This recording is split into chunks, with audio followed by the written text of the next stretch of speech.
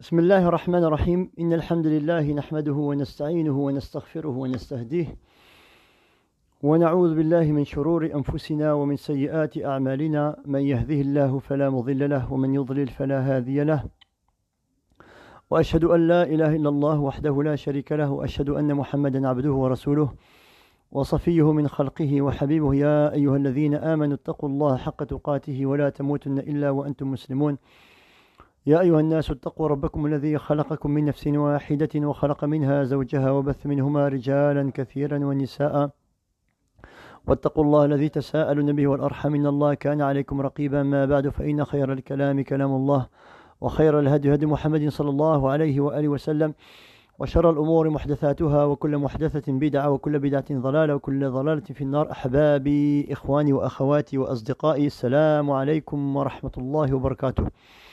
Donc je réponds à tout le monde, wa alaykoum assalam wa rahmatullahi wa barakatuh. Donc mes honorables frères et sœurs, vous êtes toutes et tous donc la bienvenue donc dans ce live là d'aujourd'hui Inch'Allah benillah, avec un léger petit retard car j'avais une réunion qui a un petit peu tardé. Et Inch'Allah, donc je voulais vous parler des 10 dernières nuits de Ramadan. Et à l'appel, depuis ce matin, j'ai eu 4 appels. Non, aujourd'hui 3, hier 4. De 2 familles qui se plaignent encore. Je ne sais pas si je peux dire du comportement. Donc il y a eu le confinement. Donc il y a eu le confinement, il y a eu donc le déconfinement. Et il y a quelques retrouvailles qui sont censées être là. Et malheureusement, il y a certains époux, qui ont décidé de se séparer de leurs épouses, se séparer. Déjà, la séparation chinoise en islam, ça n'existe pas. La séparation chinoise en islam, ça n'existe pas. Awalan. Mais voilà, donc ils se sont séparés. Que ce soit confinement ou pas, mais voilà, donc il y a beaucoup de gens, subhanallah, beaucoup d'épouses qui se plaignent du comportement de leur époux. Et vous allez encore une fois de plus comprendre pourquoi je n'arrête pas de vous rappeler la crainte d'Allah et comment acquérir cette crainte d'Allah Azza wa Jal. C'est avec de la science et apprendre à connaître qui est Allah et surtout aussi à apprendre à savoir ce qui nous attend après la mort. An-Nabi sallallahu alayhi wa sallam, c'est le meilleur des exemples que je peux citer et c'est le meilleur qui était bon et bien vis-à-vis de son épouse et de ses enfants. Lorsqu'il rentrait chez lui à la maison, subhanallah, ses épouses étaient contentes. Elles étaient contentes de la venue de Nabi sallallahu alayhi wa sallam. Et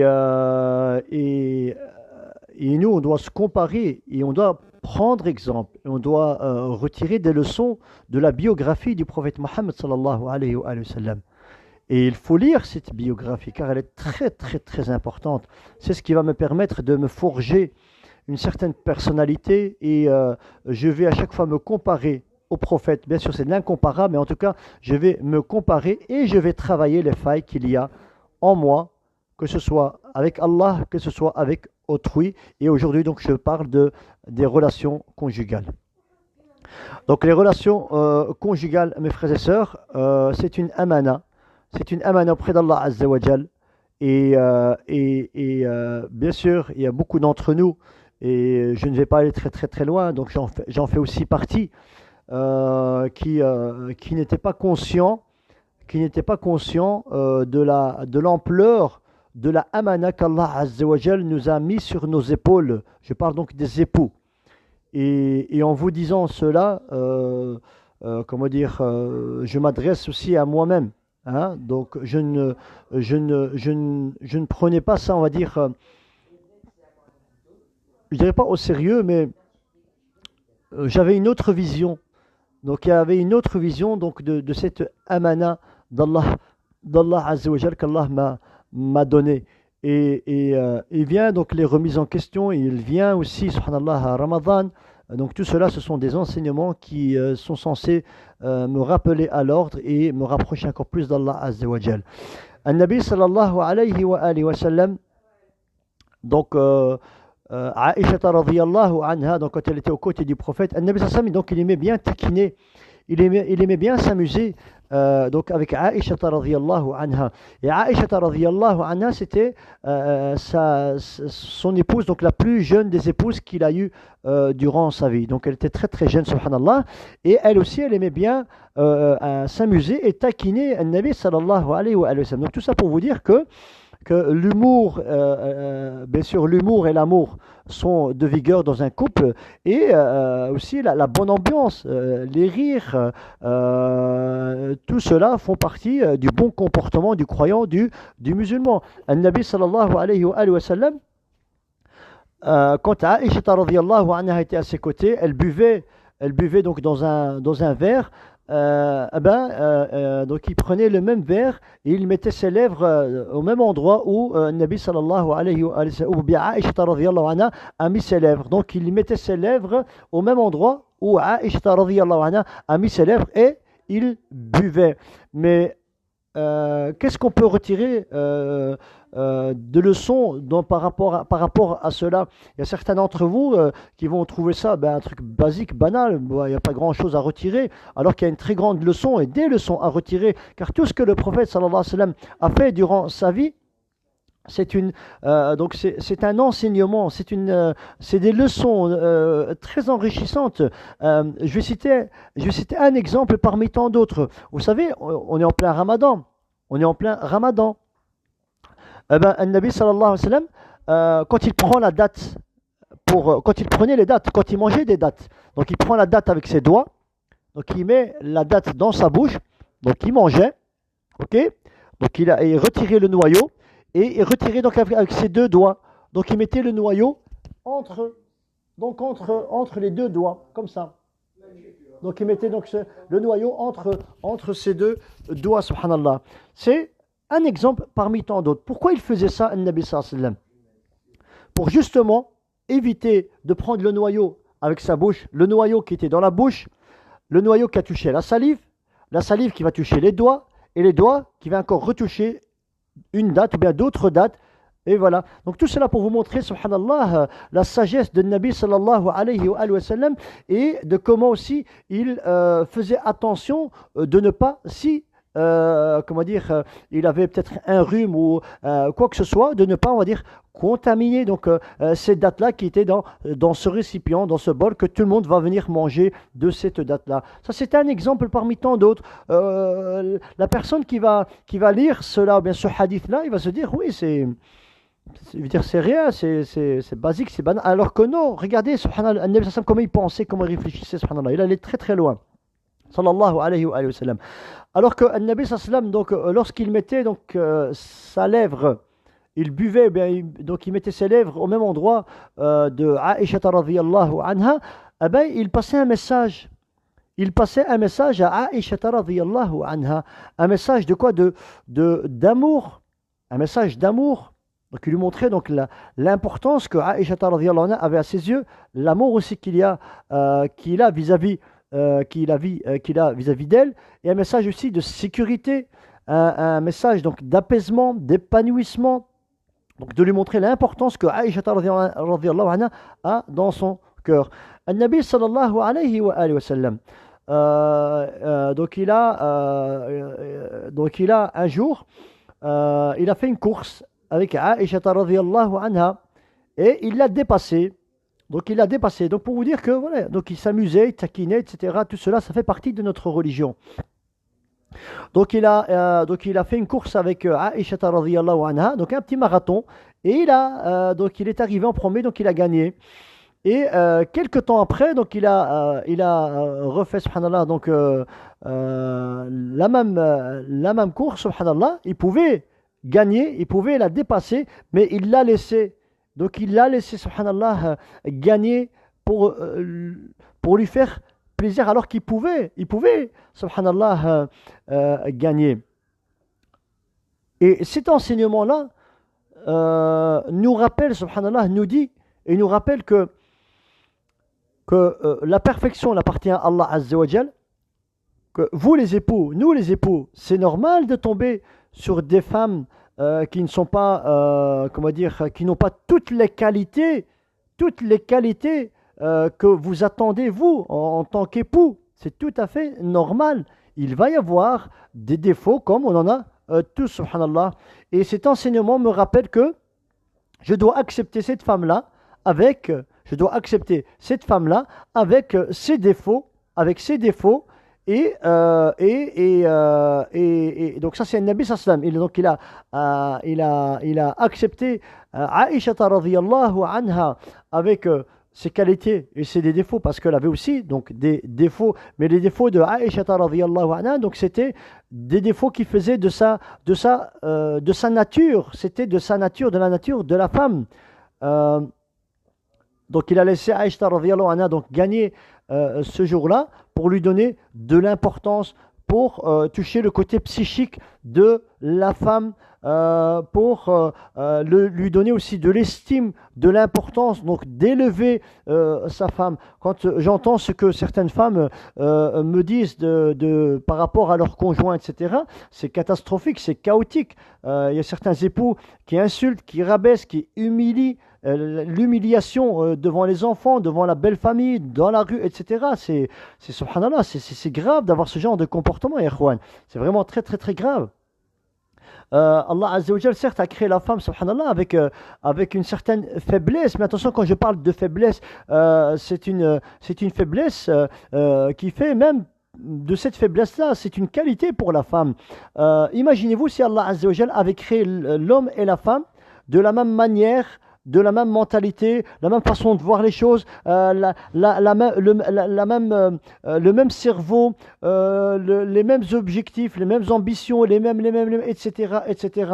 Imaginez-vous un homme et une femme, en fait, ils sont pareils. Qu'est-ce qui change? C'est que l'aspect extérieur, la femme elle a ce que l'homme n'a pas, et l'homme a ce que la femme n'a pas. Je parle donc du corps. Mais le reste, c'est pareil. Ben, imaginez-vous vivre avec une femme ou un homme de cette manière-là, avec ça.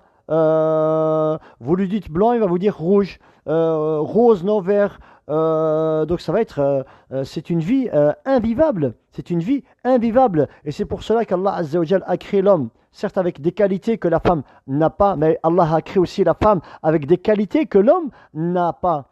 Allah Azza wa Jal donc a créé l'homme et la femme avec des qualités différents, des droits différents, mais Allah Azza wa Jal a fait cela de cette manière-là. Pourquoi? Pour qu'ils puissent s'emboîter, se mettre ensemble et former un seul couple.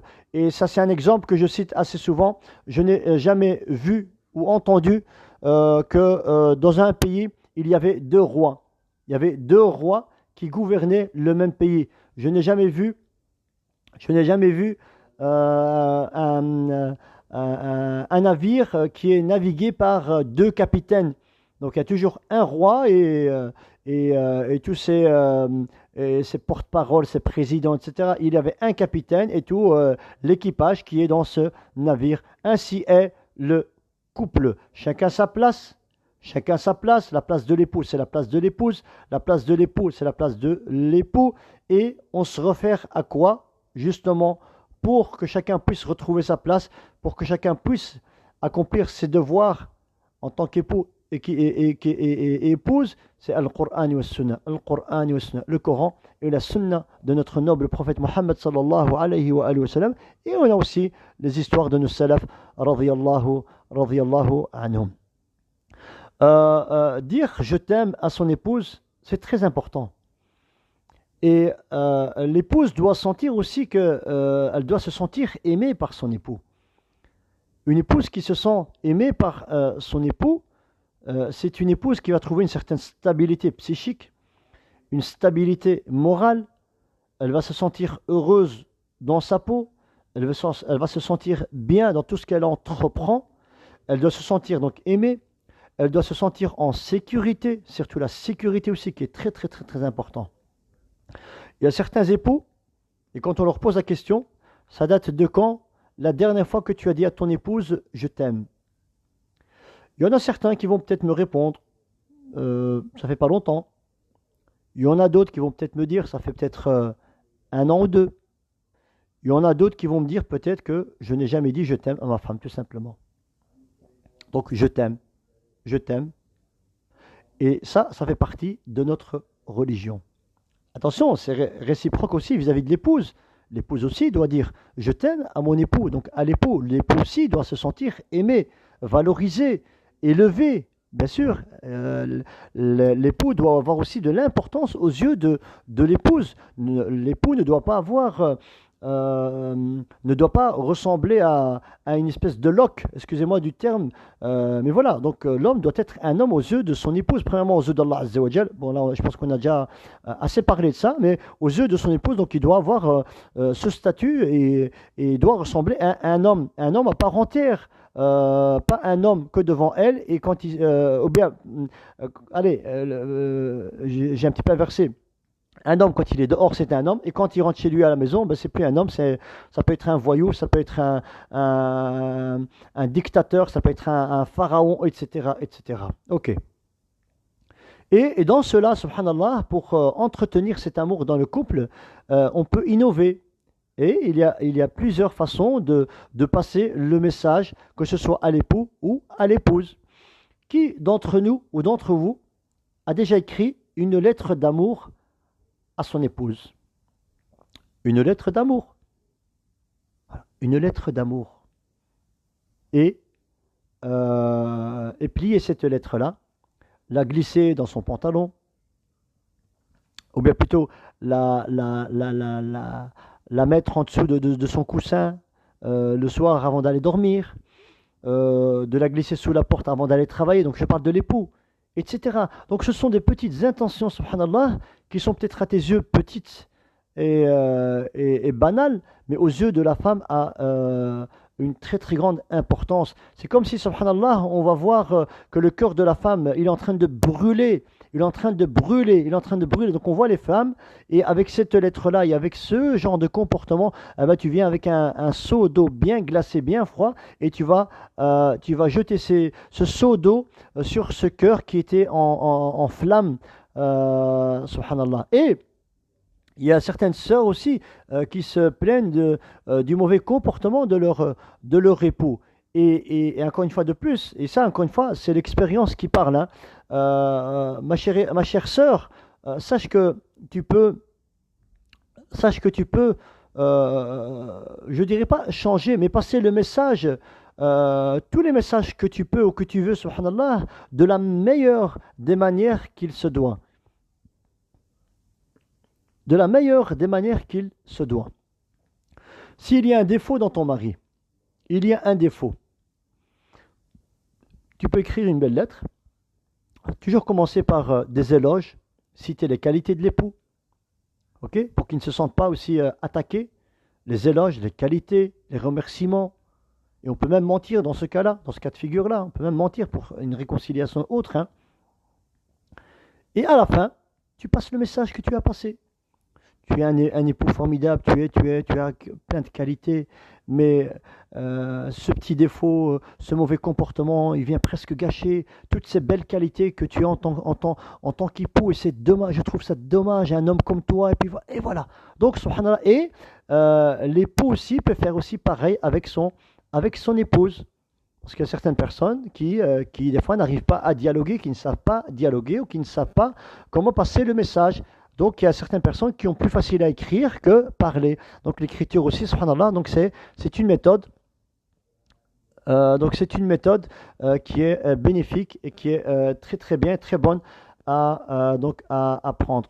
Il y a des conjoints, il y a des époux, wallahu musta'an, et ça c'est dommage.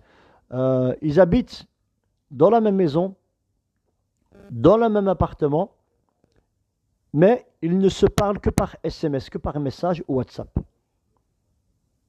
Ah oui, il y a des cas comme ça, que par message ou par WhatsApp, des messages écrits. Et quand ils sont face l'un de l'autre, ils ne dialoguent pas, ou on ne leur a pas appris à dialoguer, ou ils ne savent pas dialoguer. Et ça, c'est un grand problème, Erwan. des couples qui parlent que par message écrit, alors ils sont peut-être, la femme elle est dans la cuisine, le mari est dans le salon. J'ai déjà eu des cas comme ça, énormément, hein. J'ai déjà eu des cas énormément, subhanallah, similaires et des fois même bien pire que ça, subhanallah. On envoie les enfants comme des messagers. Tiens, va dire ça à ta maman. L'enfant, il va chez la maman. Maman, papa, il t'a dit ça. Ben, va dire ça à ton papa. Et puis voilà. Donc on prend les enfants comme si c'était une balle, des petits messagers qui font donc des va-et-vient entre le père, entre l'époux et l'épouse, entre l'époux et l'épouse. Et après, on s'étonne du mauvais comportement de l'enfant plus tard quand il grandit, ou quand il grandira, Allah musta'an. Et je ne vous parle pas des disputes et des litiges qui se passent allez, en présence des enfants. Et je ne vous parle même pas de ce qui sort de ces langues. A'udhu billah, a'udhu billah, a'udhu billah.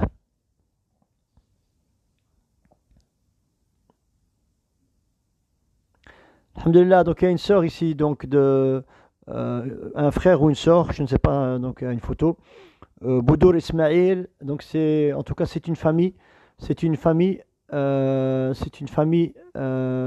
qui vient de Gaza, de la Palestine, et nous disons vive la Palestine, vive Gaza et la Palestine. Nous sommes tous des Palestiniens et nous sommes tous des Gazaouis. Donc le peuple palestinien vivra, le peuple gazaoui vivra, quoi qu'il en soit. Bi'idhnillah azza wa jal.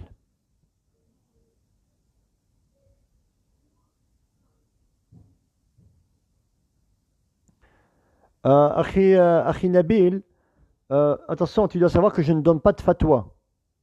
Ah, je n'ai pas les épaules, je n'ai pas les bagages, ni quoi que ce soit à donner une fatwa. Mais je peux répondre à certaines questions dont, on va dire, je maîtrise le sujet et je peux partager, on va dire, la fatwa ou bien les fatwas des savants. Mais moi, donner une fatwa sur un sujet récent dont les savants n'ont pas donné de fatwa, malheureusement, je ne pourrais pas donner de fatwa par rapport à cela. Mais si tu me poses la question, est-ce que le parfum, ça annule le jeûne ou pas, etc. Donc là, bien sûr, je peux te répondre. Voilà. Donc, il peut rentrer en contact avec moi. Si je peux répondre, je répondrai. Si je ne peux pas, je vais l'orienter vers donc des savants ou des personnes donc, qui ont un plus grand bagage que le mien, bien entendu. Et ça, c'est vraiment très, très important. Bien sûr, Harry, donc Noussa, je ne sais pas si c'est un frère ou une sœur, mais ce sont des sujets qu'on essaie d'aborder assez souvent, car et je suis en train de préparer tout un séminaire donc, que je donnerai ici sur Bruxelles, Inch'Allah Benillah, dans une mosquée. Bon, vous serez mis au courant très prochainement. Donc, un séminaire sur les problèmes de couple. Donc un séminaire sur les problèmes de couple. Et j'avais aussi même l'idée, subhanallah, même dans un futur très proche, de prévoir ou bien de mettre sur pied, on va appeler ça une espèce de formation, une formation pour les nouveaux jeunes mariés. D'où me vient cette idée-là? Cette idée-là, donc elle me vient, donc elle cogite dans ma tête depuis très très longtemps, mais c'est une idée que j'ai pu prendre de deux pays, l'Indonésie et la Malaisie. Donc l'Indonésie et la Malaisie. Pourquoi? Parce que, subhanallah, et là, vous allez vite comprendre le pourquoi. Vous savez qu'en Indonésie, il n'y a presque même pas de cas de divorce, il n'y a même pas de dossiers de divorce qui sont introduits auprès des juges en Indonésie et en Malaisie. Ces deux pays-là qui sont très très connus. Vous savez que dans ces deux pays, quand ils veulent aller faire le Hajj ou la Umrah, ils doivent suivre une formation, passer l'examen, réussir l'examen, et recevoir cette attestation pour l'obtention du visa. Donc l'État indonésien et malaisien n'octroie pas de visa pour la Umrah et la Hajj jusqu'à ce que cette formation soit faite et l'examen réussi. Et quand on les voit en Arabie, les Indonésiens et les Malaisiens, la discipline qu'ils ont, subhanallah, mais d'une manière incroyable. C'est les plus disciplinés et ordonnés et organisés al-Hajj et al-Umrah. Et ils ont aussi pareil pour les mariages. Donc avant de se marier, ils ont toute une formation. Donc toute une formation à suivre pour formation, examen, un certificat, et à ce moment-là, ils peuvent se marier. Sans ce certificat-là, ils ne pourront pas se marier. Et je voulais, avec l'aide d'Allah Azza wa Jal et avec l'aide d'autres frères, Inch'Allah, Bidnillah,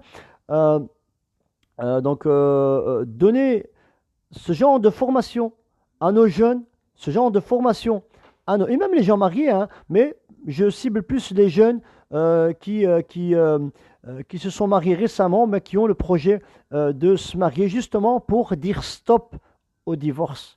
Au Maroc, 80% taux de divorce au Maroc, alors que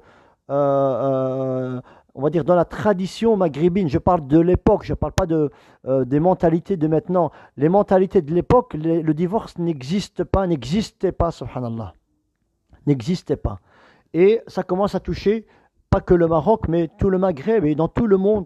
Vous voyez le taux de divorce qui ne cesse de grimper, etc. Donc là, il faut se poser une question, c'est qu'il y a un problème quelque part. Il y a un problème quelque part. Et justement, vient le rôle de cette formation qui sera donnée dans un futur très proche, Inch'Allah, de former nos jeunes à être époux et à être épouses. Donc à leur expliquer, à leur montrer quelle est la place, le statut de l'époux et de l'épouse, et quelle est la mission que Allah attend de l'époux et de l'épouse. Voilà, donc c'est vraiment tout un enseignement, toute une formation, Inch'Allah B'idhnillah, et je pense que c'est une très très bonne initiative pour freiner ce taux de divorce qui ne cesse d'augmenter. Et le problème, c'est pas le divorce en soi. Parce que même le Nabi sallallahu alayhi wa sallam, il a divorcé, subhanallah, l'une de ses épouses qui était donc Sauda, hein, donc cette femme, l'épouse du prophète sallam, donc elle a été divorcée par le Nabi sallallahu alayhi wa sallam. Donc le problème, ce n'est pas le divorce en lui-même. Le problème, c'est quoi? Le problème, c'est les enfants. C'est les enfants. Et à votre avis, et ça, c'est un exemple que je cite assez souvent.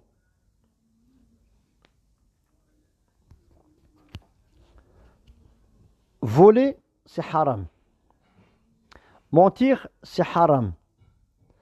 Boire de l'alcool, c'est haram. Frapper, c'est haram. Et la liste, elle est longue.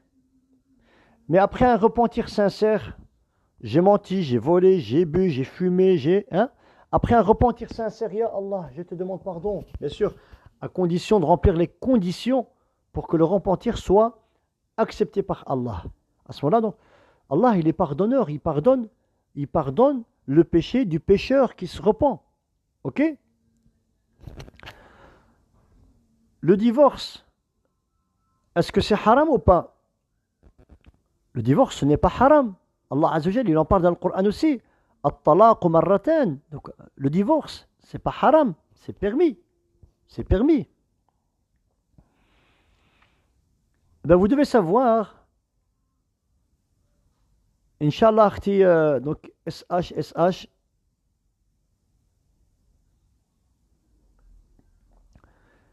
Donc Wahiba, quand il n'y a plus de dialogue, quand il n'y a plus aucune communication et dialogue et que tu es à bout, eh ben, à ce moment-là, il y a ce qu'on appelle, subhanallah, faire intervenir une personne de neutre et une personne qui maîtrise, on va dire, un minimum de bagage religieux, parce que ce couple-là a besoin tout simplement d'une remise en question, de quelques rappels d'un entretien du moteur de la voiture, comprenez? Donc de l'entretien de ce couple-là, et relancer les turbines et relancer le couple.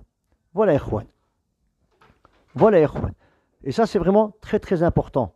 Donc la communication, elle doit absolument être là, et le dialogue, et on doit apprendre à dialoguer, et on doit aussi apprendre à écouter. À écouter. Il y a aussi donc certains époux et épouses, ils font que parler, ok? Et quand c'est la partie adverse qui doit parler, eh ben, on n'est pas là, on n'est pas à l'écoute, on ne l'écoute pas. Et la femme, elle a besoin de parler, la femme, elle a besoin donc d'un époux qui est à l'écoute, et ça, c'est vraiment très très important. C'est très très important.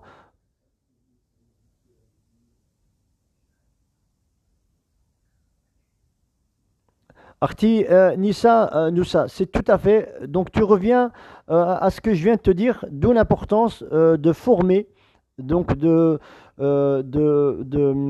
mettre sur pied ce genre de formation pour donner cette rééducation à nos jeunes qui comprennent c'est quoi le message du mariage, c'est quoi l'importance du mariage, parce qu'Allah le dit dans le Coran Karim, Az-Zawaj, donc le mariage c'est un mithaq al-ghalid, c'est un pacte précieux avec Allah Azza wa Jal. Mais nous, subhanallah, on ne comprend pas que veut dire ce pacte-là précieux avec Allah Azza wa Jal. Et c'est une éducation, bien sûr, c'est une éducation, c'est une rééducation, et chacun doit reprendre sa place, et chacun doit être à sa place, et chacun doit craindre Allah Azza wa Jal en l'autre.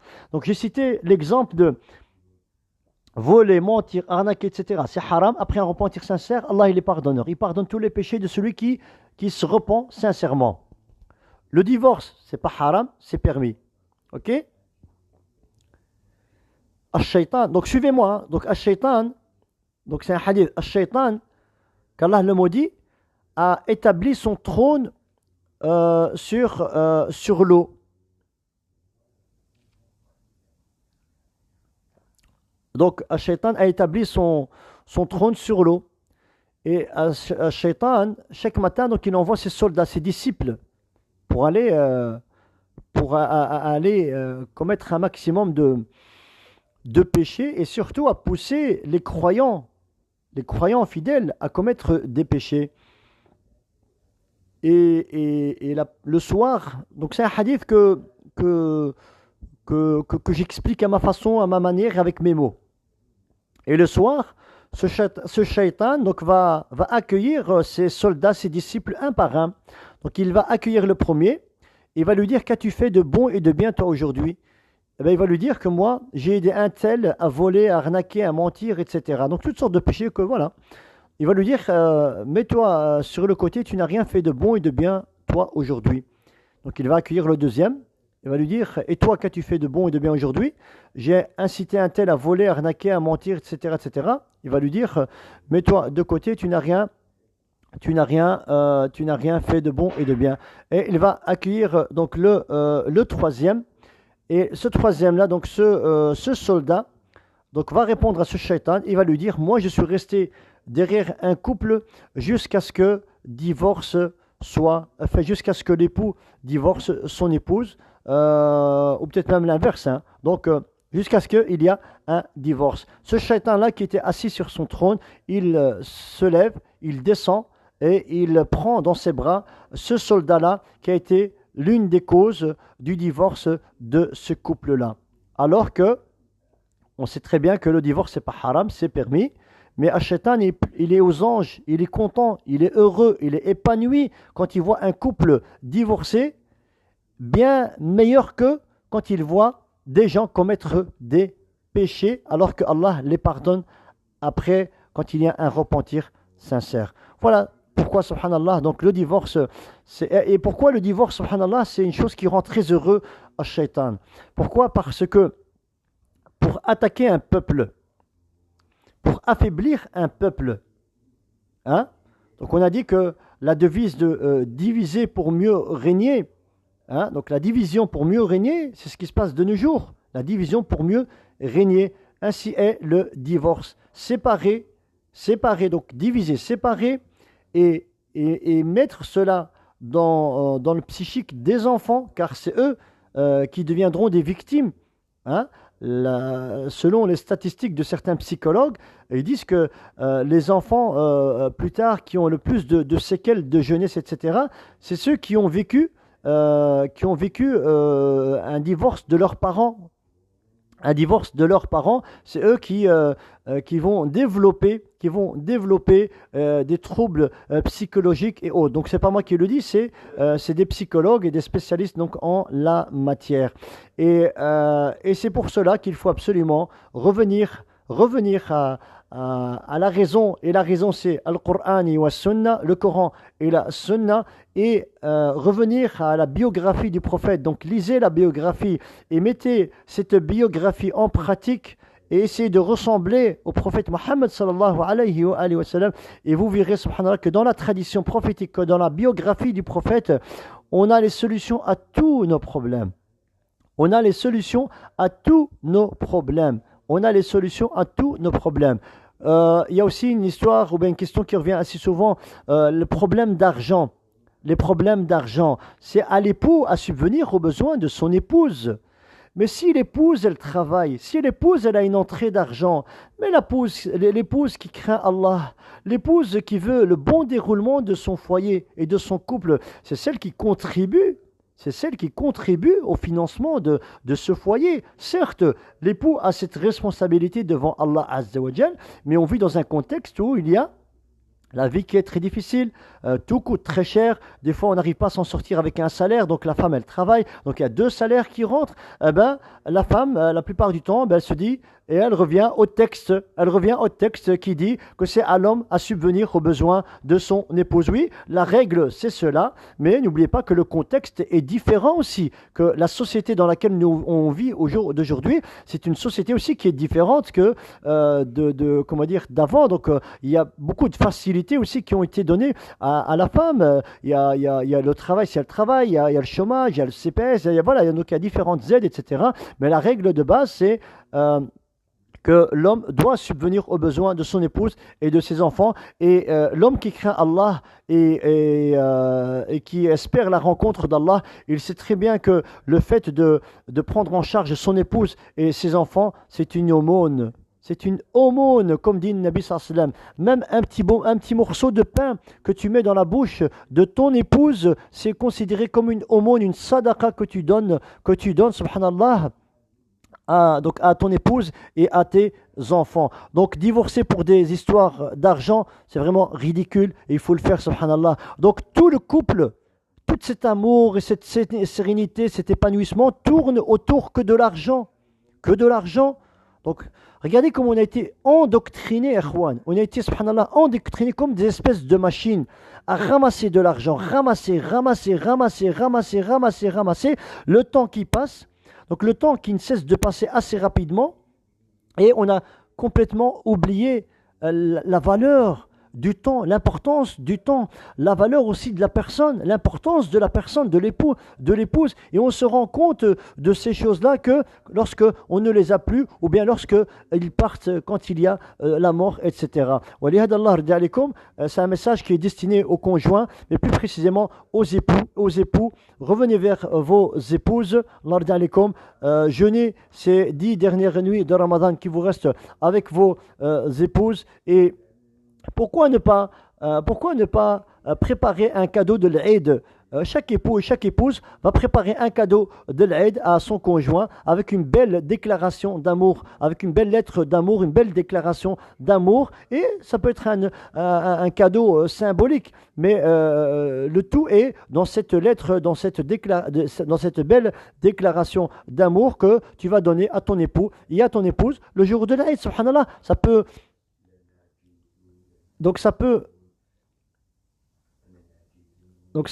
que apaiser les tensions, ça peut que éteindre ces flammes, ça peut que atténuer la colère de l'un ou de l'autre, et que chacun aussi reconnaisse ses torts, que chacun aussi reconnaisse ses torts, ses manquements, ses délaissements, et que chacun aussi demande pardon à l'autre. Mettez l'orgueil de côté, mettez le fait de croire, de s'imaginer que si j'ai fait le premier pas, ça veut dire que je vais montrer donc ma forme de faiblesse. Mettez tout ça de côté, Erwan. Celui qui fait le premier pas, Allah Azza wa Jal va l'élever auprès de lui, subhanallah. Celui qui demande pardon en premier, Allah Azza wa Jal va élever cette personne-là, subhanallah. Et celui qui va réparer ses torts, Allah va élever cette personne-là. Et celui qui va délaisser la polémique, et les polémiques, il n'y a que ça dans nos couples. Celui qui va abandonner, qui va céder à la polémique, qui va baisser les bras, même s'il est dans son droit, même s'il a raison, Allah lui garantira le paradis au al-Qiyamah. Et ça, c'est un hadith, subhanallah. Ça, c'est un hadith du prophète sallam. Allah garantira le paradis à celui qui va abandonner, laisser tomber la polémique, même si il est dans son droit. C'est de son droit. Mais Allah Azza wa Jal donc va lui garantir le paradis parce qu'il a délaissé la polémique. Et surtout au sein des couples. Donc il y a plein de frères et sœurs qui me posent des questions, mashallah.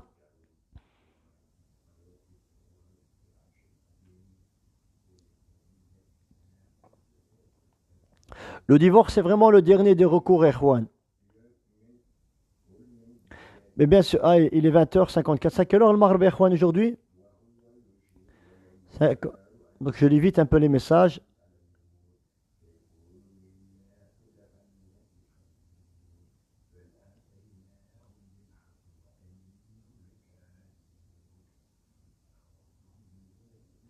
يا إخوان يا إخوان يا إخوان النبي صلى الله عليه وآله وسلم que ce soit Aïcha radhiyallahu anha, que ce soit Saouda, que ce soit Khadija radhiyallahu anha, toutes ces épouses, elles n'ont jamais été attristées par un Nabi sallallahu alayhi wa sallam. Jamais attristées. Jamais attristées. Donc il est 21h19. Et le Maghreb, c'est à quelle heure Je pense que je vais terminer. Je vais terminer parce que c'est bientôt Al-Maghreb. Mais tout ça pour vous dire que le Nabi sallallahu alayhi wa sallam n'a jamais attristé l'une de ses épouses.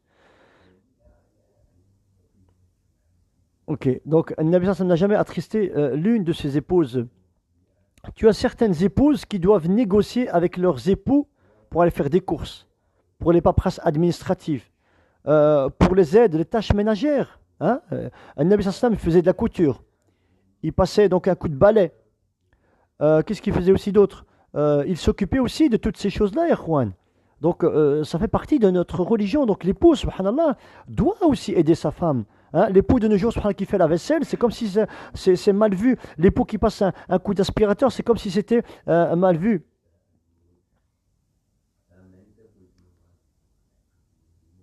C'est dans 20 minutes. Ok. Donc, subhanallah, donc toutes ces choses-là, ce sont des pratiques d'adoration qui me rapprochent d'Allah et qui permet aussi d'entretenir cet amour, car l'amour au sein du couple, ça s'entretient. C'est un entretien, ça doit s'entretenir. Et tout cela, ce sont des choses qui sont très très importantes. On en reparlera, Inch'Allah, donc ultérieurement, Inch'Allah. Pourquoi j'ai abordé ce sujet? Parce que, à la demande, de certaines personnes, celui qui est en séparation haute, qui revient chez son épouse, qui craint Allah, et celle qui est partie aussi, qu'elle craigne Allah Azza wa Jal, qu'elle revient vers son épouse et qui se donne la main dans la main et qui vivent ces derniers instants de Ramadan, ces dernières nuits ensemble et qui soupent ensemble al-Maghrib et qui mettent leur litige de côté. Et puis après Ramadan, on va essayer de débattre, de dialoguer, de voir, de remettre chacun à sa place. Chacun doit reprendre sa place d'époux et d'épouse, Inch'Allah. Et c'est de cette manière-là. Et surtout prendre comme référence le Coran et la Sunna. Et, quand on parle de la Sunna, c'est la biographie du prophète, la biographie des salafs, des sahaba et compagnie. Donc c'est vraiment très très important. Et c'est de cette manière-là qu'on peut s'en sortir, et que on pourrait être, qu'on peut devenir des exemples pour nos enfants et des exemples aussi pour autrui. Donc la sœur qui a le pseudo SH,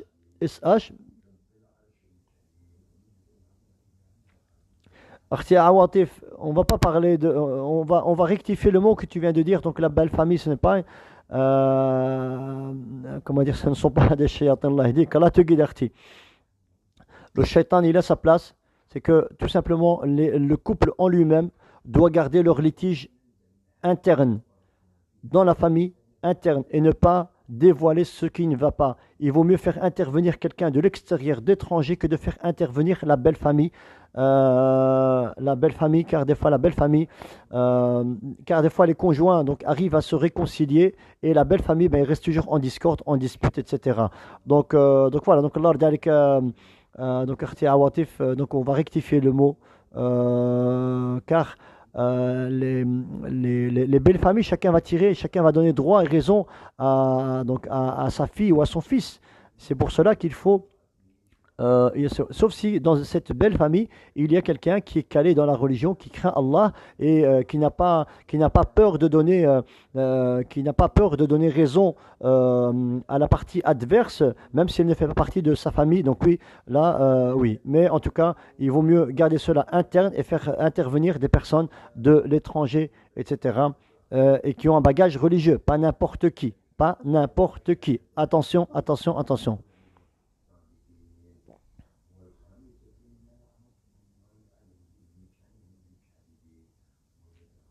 Les tâches ménagères, subhanallah, les tâches ménagères, c'est un plaisir à savourer tous les deux.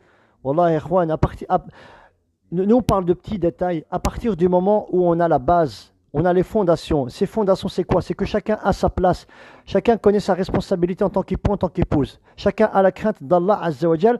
Tout ce qui viendra après, ce sera que des petits détails, que ce soit les tâches ménagères, les courses, les dépenses, les relations charnelles, etc. Tout cela, ce ne sont que des détails. Mais tant qu'on n'attaque pas les fondations, subhanallah, de cette relation-là, tout ce qui est au-dessus, ça, c'est voué à l'échec. Donc, d'où l'importance de retravailler cette intention, de retravailler ses fondations, de revoir sa relation avec Allah Azza wa Jalla, etc. Donc tout cela, c'est très très important. Mes chers frères et sœurs, donc je vais m'arrêter ici avec l'aide d'Allah Azza wa Jalla. Donc c'est bientôt Al-Maghrib.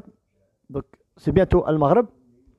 Et, donc il y a beaucoup de frères et sœurs qui me demandent donc des invocations. Donc il y a une sœur qui a un frère qui est schizophrène. Donc j'invoque Allah Azza wa Jalla qui puisse guérir ce frère. Son frère, donc la sœur SH, donc Allah Azza wa Jalla, j'invoque Allah Azza wa Jalla de par ses attributs, qu'il puisse guérir ton frère, Inch'Allah, qu'Allah puisse le guérir, qu'Allah puisse lui donner une santé meilleure que celle qu'il a au jour d'aujourd'hui, et qu'Allah puisse lui changer donc cette maladie en un meilleur comportement, en une chose bien meilleure que ce qu'il qu'il vit actuellement.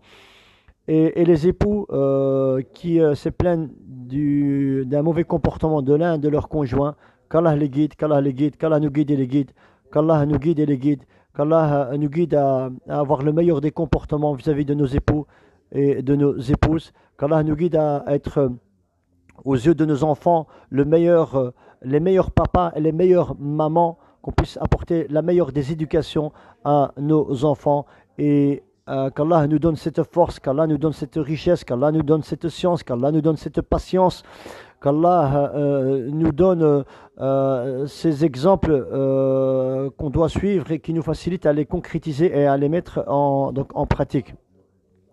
Donc j'invoque Allah Azza wa Jal pour celui qui n'est pas marié et qui me demande donc des invocations, qu'Allah lui apporte un conjoint pieux et pieuse et qu'Allah Allah lui apporte un époux pieux et pieuse et qu'Allah fasse en sorte qu'il donne donc à ce couple-là une très belle descendance et qu'Allah guérit tous les frères et sœurs qui sont malades, les frères et sœurs qui sont malades, des personnes qui sont dans le coma actuellement, qu'Allah les guérit, qu'Allah les réveille de leur coma. On implore Allah Azza wa Jal qu'il les réveille de leur coma. Ya Allah, tu entends et tu comprends et c'est toi qui as créé ces langues-là. Donc j'invoque en français aujourd'hui.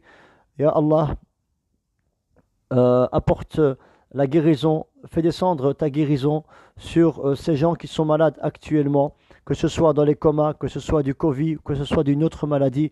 Ya Allah, redonne-leur une meilleure santé, un meilleur corps, un meilleur sang qui va circuler, qui va couler dans leur corps.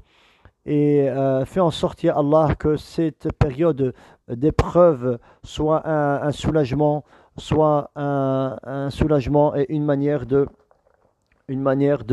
nous purifier de tous nos péchés et de tous nous laisser aller. Euh, et j'invoque Allah Azzawajal qui puisse nous guider, qui puisse faire en sorte qu'on puisse bénéficier de la récompense de celui qui va adorer Allah et qui va profiter donc de ses adorations durant ces 10 dernières nuits et surtout durant la nuit du destin, qui est bien meilleure que 1000 mois. 1000 mois d'adoration, ya ikhwan, ces 1000 mois se trouvent dans l'une de ces nuits que nous allons entamer dans quelques jours. Donc ces 1000 mois se trouvent dans une de ces nuits que nous allons entamer, que nous allons commencer. Nous allons rentrer dans ces 10 dernières nuits. Il y a une nuit, donc un jour, une nuit, quand je parle de un jour, donc il y a une nuit qui est bien meilleure auprès d'Allah que 1000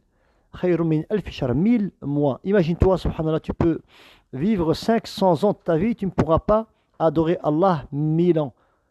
Et imagine-toi cela en équivalence en hasanat. 1000 ans d'adoration, 1000 ans de prière, 1000 ans de lecture du Coran, 1000 ans de sadaqa, 1000 ans de bienfaisance envers les parents, 1000 ans de bon comportement, 1000 ans de sagesse et de douceur et de tendresse, 1000 ans, etc., etc., etc. Allah alaykum. Et le message, bien sûr, de cette nuit du destin, c'est la prise de conscience, une résolution à prendre, plusieurs résolutions à prendre et revenir vers Allah et revoir tout ce qui ne va pas entre moi et Allah et entre moi et autrui. Et c'est ça le message que Allah Azza wa Jal veut nous transmettre à travers le mois du Ramadan, à travers les 10 dernières nuits de Ramadan et à travers cette nuit du destin. Sur ce, je vous dis Barakallahu fikum, Jazakumullahu khairan, et désolé si j'ai un petit peu j'ai plus pointé donc les époux, encore une fois de plus, mais désolé, car il y a beaucoup de sœurs qui se plaignent, etc. Alors que, attention, il y a aussi des sœurs qui ont aussi leur part du gâteau, hein, mais voilà. بارك الله فيكم جزاكم الله خيرا وصلى الله وسلم وبارك على نبينا محمد وعلى آله وصحبه وسلم سبحان ربك رب العزة عما يصفون وسلام على المرسلين والحمد لله رب العالمين. Et je vous aime tous en Allah Azza wa Jal et rendez-vous l'au-delà, al-Jannah, Inch'Allah. Wassalamu alaikum wa rahmatullahi wa barakatuh.